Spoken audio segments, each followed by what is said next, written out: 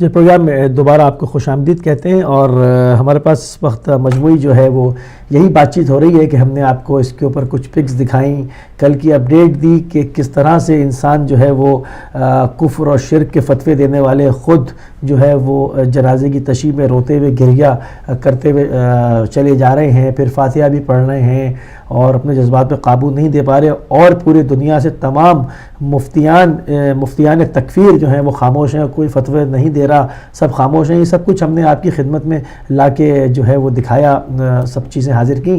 اس کے علاوہ ایک اہل سنت عالم کی جو کہ بہت بڑے بزرگ جید عالم تھے حلب کے، ان کی قبر کو کس طرح مسمار کیا گیا، کھودی گئی، جنازہ نکال کے باہر رکھ دیا گیا، اس کے اوپر یہ سب چیزیں آپ کو دکھائیں۔ پھر مجموعی طور پہ کچھ احادیث سے جو ہے وہ ہم استفادہ حاصل کرنے کی کوشش کر رہے ہیں، کچھ جنرل جو ہے وہ اس کے اوپر بات چیت کر رہے ہیں کہ یہ معاملہ آخر جو لوگ جن کا کوئی نہ مذہب ہے، نہ دین ہے، نہ فرقہ ہے، جو کہ دہشت گرد ہیں، بنام خوارج اسلام میں جانے جاتے ہیں، آخر یہ اسلامی تمام چیزوں کو تباہ کرتے ہوئے کس کے ایجنڈے پر، اب تو بلکہ یہ بھی کہنا عجیب ہے کہ کس کے ایجنڈے پر، مطلب ظاہری بات ہے پورے دنیا کفر کے ایجنڈے کے اوپر کام کر رہے ہیں، اور لبادہ اسلام کا جو تھا وہ بھی تقریباً اب اتر چکا، اب سب فرقے ان سے برات کا اظہار کر رہے ہیں، کوئی ان کو اون نہیں کر رہا آگے آ کر، ایون جو ان کے مائی باپ سمجھے جاتے تھے، جنہوں نے ان کو فنڈ کیا، میں نام نہیں لے رہا ہوں ان ملکوں کا، آپ سمجھ گئے ہوں گے کہ جنہوں نے ان کو باقاعدہ فنڈ کیا، ملینز آف ڈالرز دیے، ان کو ٹرانسپورٹ کیا، پوری لاجسٹکس اپنی فراہم کی، دنیا کی ہر کونوں سے اٹھا کر لے گئے، وہ بھی کہہ رہے ہیں کہ جی یہ انسان کہلانے کے لائق نہیں ہے، یہ مستحق ہی نہیں ہے انسان کہلانے کے، کیونکہ ان کے اعمال و افکار ایسے ہیں کہ ان کو کوئی اون نہیں کر سکتا۔ بیسکلی یہ اتنے سیاسی یتیم ہیں کہ ان کو کوئی اون نہیں کر سکتا کہ کوئی یہ کہے کہ یہ ہمارے لوگ ہیں، یہ نہیں ہو سکتا۔ تو یہ ان تمام چیزوں کو لے کر ہم نے آپ کی خدمت میں جو ہے وہ دکھایا سارا، اور لائیو نمبرز ہمارے ڈسپلے ہو رہے ہیں، آپ شامل ہو سکتے ہیں ہمارے پروگرام میں، اپنی رائے سے ہم کو آگاہ کر سکتے ہیں۔ تو اب یہ جو سلسلہ تھا جو گلی کوچوں میں پیسہ پاکستان میں جا رہا تھا، تو میں تھوڑا سا اپنے ناظرین کو چونکہ ٹارگٹ کلنگ پر بھی اپڈیٹ کرتا رہا ہوں، اور اس ہفتے میں ایک ٹارگٹ کلنگ کا بھی واقعہ ہوا جو کہ لاڈی سے جعفری صاحب تھے، ان کو باقاعدہ شہید کیا گیا، اور ابھی کچھ دنوں سے اس میں جو ہے وہ کچھ نمایاں کمی واقع ہوئی بھی ہے، کیونکہ ضرب عضب جو ہے وہ تھوڑا بہت چہروں میں بھی نظر آ رہا ہے کہ رینجرز اور پولیس جو ہے وہ کام کر رہی ہے، اریسٹ کر رہی ہے۔ تو یہ سلسلہ گفتگو رہے گا، میں کالر کو شامل کروں۔ جی السلام علیکم۔ وعلیکم السلام۔ کون صاحب، کہاں سے؟ سلطان علی جعفری۔ سلطان جعفری صاحب، خوش آمدید کہتے ہیں۔ جی سر۔ جناب فرمائیے۔ سر میں مولا علی رضا علیہ السلام کا ایک قول بیان کرنا چاہتا ہوں۔ بسم اللہ بسم اللہ بسم اللہ۔ جو آدمی خدا سے جنت کا سوال کرے اور مشکلات پر صبر نہ کرے، وہی اپنے ساتھ نگاہ کر رہا ہے۔ شکریہ۔ یا علی مدد۔ بہت خوبصورت قول آپ نے نقل کیا۔ تو ہماری بات ہو رہی تھی کہ ان کو کوئی اون کرنے کو فرقہ تیار نہیں ہے، کیونکہ ان کے اعمال و افکار ایسے ہیں، اور اب یہ بہت اچھے ٹائم میں ہیں ہم کہ نقاب پلٹ دی گئی، اور پاکستان سے میرے سامنے ایک بیان ہے، اور میں چاہوں گا کہ اپنے ناظرین کے لیے اس کو شیئر کروں۔ کہتے ہیں کہ الہبت نیوز ایجنسی کی رپورٹ کے مطابق سعودی عرب کے خلاف بیان دینے پر وزیر اعظم نواز شریف نے وفاقی وزیر برائے بین الصوبائی امور ریاض پیرزادہ سے ناراض ہو گئے، اور انہوں نے وزیر اعظم ہاؤس طلب کر لیا ہے۔ تفصیلات کے مطابق گزشتہ روز، یعنی یہ بھی 3-4 روز پرانی خبر ہے چونکہ ہم پورے ہفتے کے آخر میں دیتے ہیں، تو ریاض پیرزادہ نے مسلم دنیا کے عدم استحکام کا ذمہ دار سعودی عرب کو ٹھہرایا تھا، جس پر وزیر اعظم نواز شریف ان سے ناراض ہو گئے۔ تو دوسری طرف وفاقی وزیر نے بیان واپس لینے سے بھی انکار کر دیا، کہا کہ ان کا کہنا ہے کہ وزارت امانت ہے، وزیر اعظم جب چاہیں استعفیٰ مانگ لیں، وہ وظیفہ دینے کو تیار ہیں۔ مطلب یہ وہی بجا کے بات لگتی ہے کہ انسان جس کے دل میں دل ہے، ابھی جس کے اندر انسانیت ہے، جس کا قلب اتنا تاریک نہیں ہوا، اتنا نفس اتنا پستی میں، اتنی ضلالت میں نہیں گیا، اور انسانیت موجود ہے، وہ شخص بولے گا، خواہ اس کا تعلق کسی مکتب فکر سے ہو، مسلمان ہو کہ نہ ہو، ادیان الہی پہ ایمان رکھتا ہو کہ نہ رکھتا ہو، اہل کتاب ہو یا نہ ہو، انسان ہونا شرط ہے کہ وہ ظالم کے خلاف بولے گا۔ یہاں پر بھی ان کی کیبنٹ سے ان کے وزیر نے کہا کہ اب پیسہ پاکستان آنا بند ہونا چاہیے۔ میں کالر کو شامل کروں، پھر اس میں بات کرتے ہیں۔ السلام علیکم۔ وعلیکم السلام علی بھائی، کیسے ہیں؟ الحمدللہ، کیسی طبیعت ہے؟ بہن آپ کو بھی سلام ہو. وعلیکم السلام جناب. ماشاءاللہ بہت پیارا پروگرام چل رہا ہے. میں ابھی آیا ہوں، ابھی میں نے سنا ہے آپ کا سارا سلسلہ. تو آپ نے جو کلپ دکھائی ہیں جی ہاں میرے بھائی، یہی تو مصیبت ہے کہ اسلام میں جب یہ دوگلا پن آ گیا، یہ پاک رسول کے بعد ہی شروع ہو گیا تھا دوگلا پن، کہ بخن بخن کہہ کے پھر بھول بھی گئے اور پھر نام بھی نہ لیا. اور اس کے بعد جو سلسلہ تاریخ میں آپ کو مل رہا ہے، یہی وہ گروپ تھا، یہی وہ لوگ تھے جن کی لڑی آ رہی ہے اوپر سے، جو اسلام کو داغدار کرنے میں جن کا کافی ہاتھ ہے، اور آج بھی یہ اسلام کو داغدار کر رہے ہیں. آپ دیکھیں کہ مجھے سمجھ نہیں آتی میں کیسے مثال دوں. وہ بیچارہ چلا گیا، اور گئے ہوئے آدمی کو تو کچھ کہنا نہیں چاہیے، لیکن ان کے اعمال ان کو سب کچھ کہنے پہ مجبور کرتے ہیں. کیا کرے انسان. اب دیکھیں اس بات پہ کہ ایک اور مولوی پاکستان میں بھی ایک تھا جو پیٹنے اور رونے کو بدعت قرار دیتا تھا اور چیخ چیخ کے کہتا تھا یہ شیعہ کیوں پیٹتے ہیں.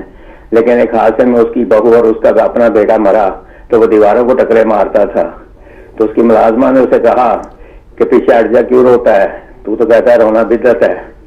تو کیوں روتا ہے آپ؟ تو کہتا ہے پیچھے ہٹ جا، میرا گھر اجڑ گیا، میرا ایک ہی بیٹا تھا جو چلا گیا اور میں رونا تو کیا کروں. تو اس نے کہا تو جب ہم امام حسین کو روتے ہیں، تیرا بیٹا ان کے برابر تو نہیں ہے، تو تیرا اپنا بیٹا مرے تو تو روئے، اور امام کے ساتھ اتنا ظلم ہو تو تیری آنکھوں سے آنسو نہ آئے. کیسا انسان اور کیسا مسلمان ہے تو، کہ رسول ذاتوں پہ تجھے رو نہیں آتا؟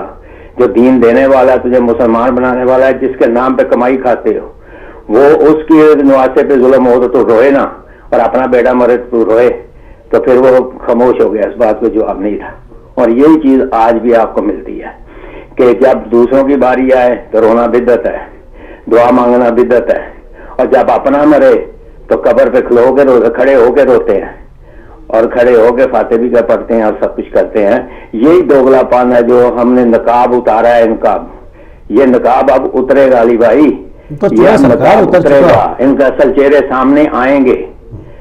جنہوں نے اسلام کو اس طریقے سے داعش جیسے لوگ اور القاعدہ جیسے لوگ پیدا کر کے ان کی حمایت میں ان کو پیسے دے کے، ان کو اسلحہ دے کے، جنہوں نے اسلام کو داغدار کیا ہے، یہ اب اپنے عملوں سے ثابت ہوگا ان کے کہ یہ کیسے لوگ ہیں، یہ کیسے لوگ تھے، یہ کن لوگوں کے ساتھ ان کا واسطہ تھا، تاریخ میں یہ کہاں سے چلے آئے.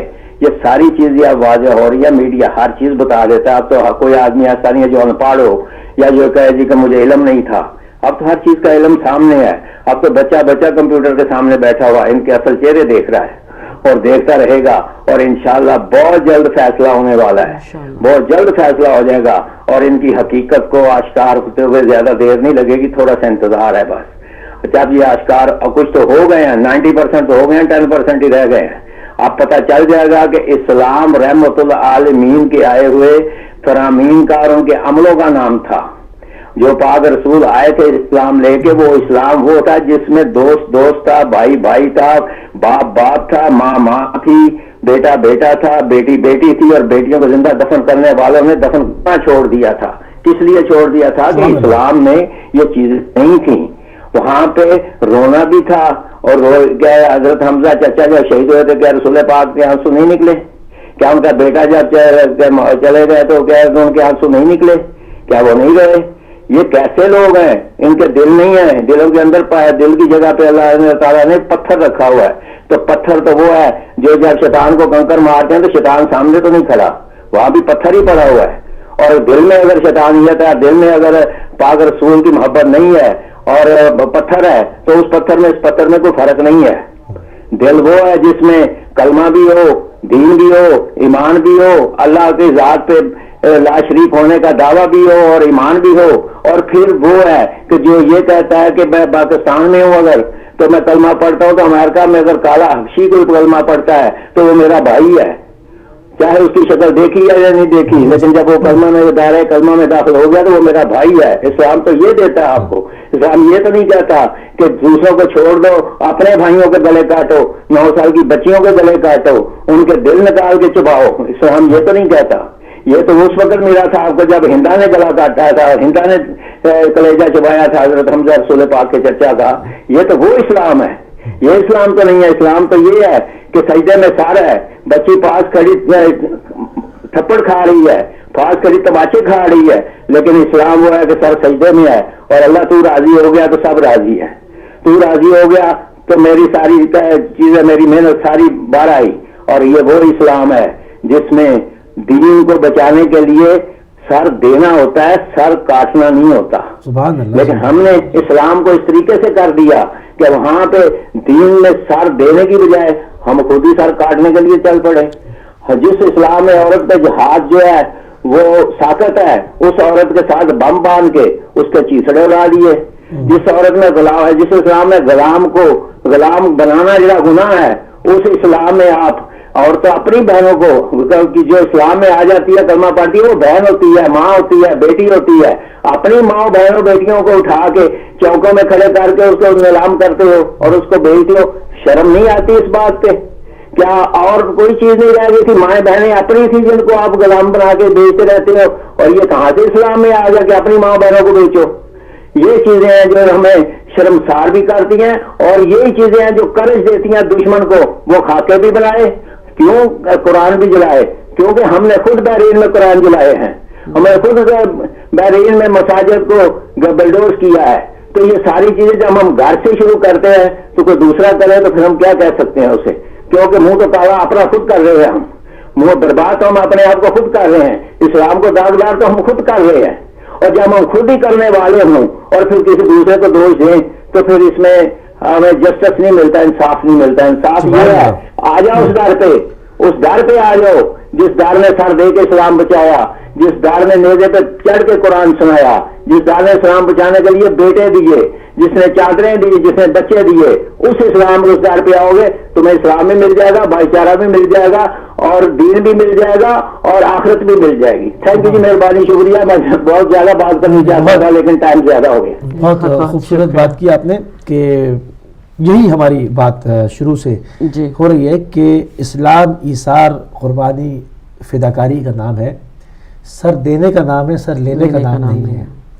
امام حسین ابن علی علیہ السلام نے کربلا میں سر دیے، ٹھیک ہے نا، بچے دیے، بوڑھے دیے، جوان دیے، خود پیش ہو گئے، اسلام کا بیمہ کر گئے، قیامت تک بچا لیا. اب یہ دشمن کتنی ہی کوشش کرے اس سے، اس مقصد ان پکچروں کا دکھانا، ان چیزوں کو دکھانا لوگوں کو مورلی ڈاؤن کرنا نہیں ہے، یہ دکھانا ہے کہ فتنہ خارجیت سے آپ اپنے بچوں کو دور کیسے رکھیں. یہ کچھ کر نہیں سکتے، یہ اسلام کا کچھ نہیں کر سکتے، کیونکہ وہ وعدہ ہے خدا کا، اور اس کو جو سیکیورٹی فراہم کرنی تھی خدا نے کروا دی.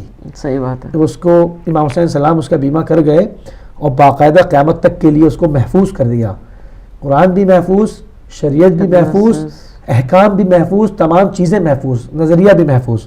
ایک اور کالر کو شامل کروں گا. جی السلام علیکم. پیر مولا علی مدد. بیٹی کہاں سے؟ لبیک یا حسین.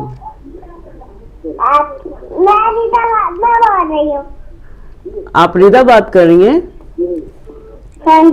آپ کچھ کہنا چاہتی ہیں؟ ریدا فاطمہ بات کر رہی ہوں. اچھا ریدا فاطمہ، آپ کچھ کہنا چاہتی ہیں بیٹے؟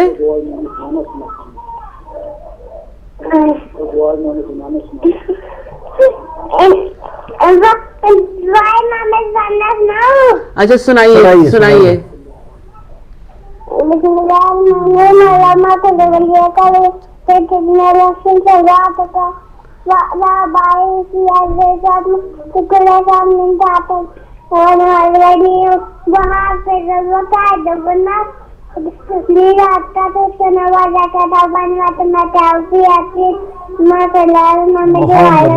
محمد ماشاءاللہ. ہم ٹھیک ہیں، آپ ٹھیک ہو نا؟ لبیک یا حسین. چھوٹی معصوم بچی پروگرام کا حصہ بنی، دعا امام زمانہ سنائی. خدا سے پروردگار کی بارگاہ میں التجا ہے کہ ان کو طول عمر اس بچی کو اور اس کے نصیب جو ہے وہ اچھے کرے. تو جو معاملات ہماری کیا تعلیمات ہیں اور جو خارجی پیش کر رہے ہیں وہ ہم دکھاتے ہیں. اس کا مقصد ابھی جب ہم کالر سے بات کرنے سے پہلے بات کر رہے تھے کہ اس کا مقصد مورلی ڈاؤن کرنا نہیں ہے. اس کا مقصد یہ ہے کہ اب ٹائم ایسا ہے کہ آپ کے گھر کے قریب جو مسجد ہے اور آپ کا بچہ وہاں جمعہ پڑھنے جاتا ہے یا مدرسے میں قرآن پڑھنے جاتا ہے تو ماں باپ کی ذمہ داری ہے کہ وہ چیک اینڈ بیلنس کریں, وہ جا کے دیکھیں کہ آیا وہاں تکفیری حساب کتاب تو نہیں چل رہا, وہاں پریچنگ جو ہے وہ تکفیریوں کی تو نہیں ہے. یہ صرف مسلمانوں کی ذمہ داری ہے تھرو آؤٹ تمام فرقوں میں کہ وہ ان چیزوں سے اپنے بچوں کو روکے. ان میں کوئی قوت نہیں ہے, یہ بیت عنکبوت کی طرح ہیں, مکڑی کے جالے کے گھر کی طرح کہ جس کے کوئی حیثیت نہیں ہوتی اور جو ہے وہ اس سے کوئی خوف زدہ نہیں ہے, بلکہ ان کو جہاں پر بھی یہ فتنہ کھڑا ہوا ہے وہ وہاں پر سر کچل دیا گیا. اور اب چونکہ اذان کا ٹائم ہو چاہتا ہے تو ہم ایک مختصر سی بریک پر جا رہے ہیں, بریک سے واپس آئیں گے تو آپ کو دوبارہ اپنے پروگرام میں خوش آمدید کہیں گے. لیتے ہیں ایک مختصر سی بریک.